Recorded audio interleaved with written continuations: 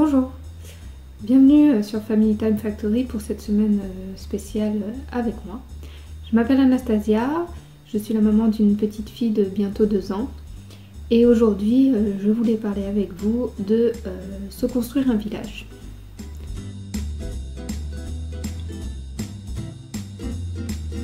Un village, quand je parle de village, pour moi c'est l'ensemble des personnes qui sont là pour vous soutenir, vous aider au quotidien ou ponctuellement pour votre rôle de maman, de parent même en général, et que ce soit de la grossesse, après l'accouchement, enfin, quand votre enfant grandit, même plus tard.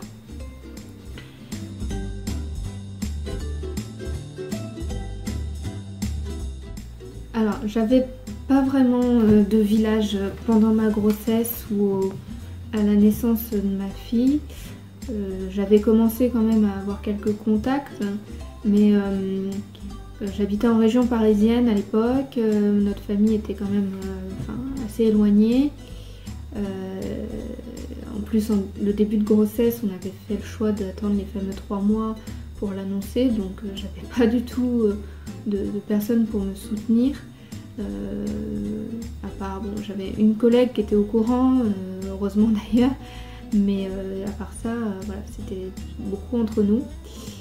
Et en fin de grossesse, j'ai commencé à par contre contacter une animatrice de la Leche League. J'ai participé à des réunions de soutien à l'allaitement. J'ai commencé, grâce à la sage-femme aussi, l'autonomie, ça nous a aidé beaucoup, mais ça s'arrête un peu à là.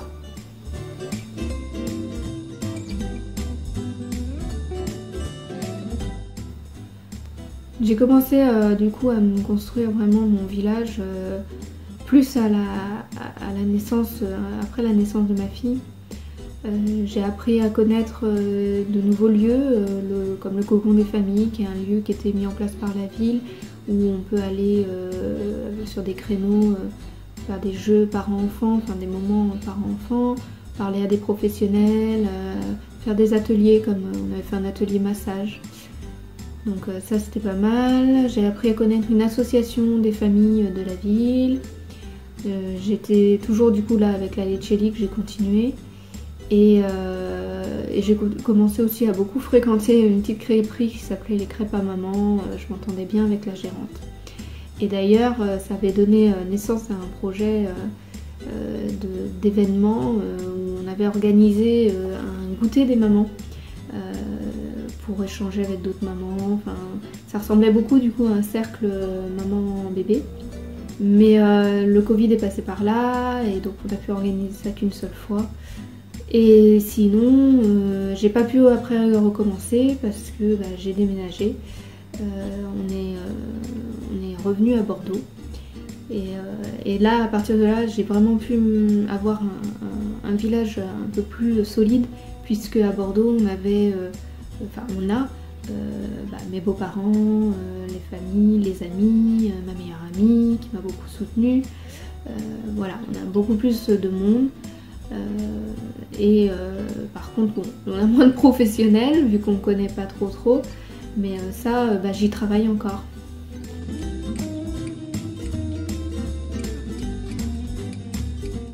Non, il n'est pas fini et je pense qu'il sera jamais fini d'ailleurs ce village parce que les enfants grandissent, on n'a plus les mêmes besoins, on a toujours besoin d'aide et de soutien, mais plus forcément des mêmes personnes.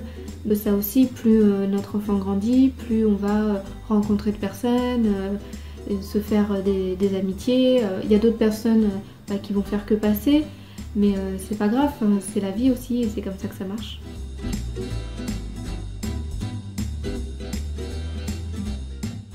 Alors pour se construire un village, ce que je peux conseiller, évidemment déjà il y a la famille, mais la famille ça fait pas tout.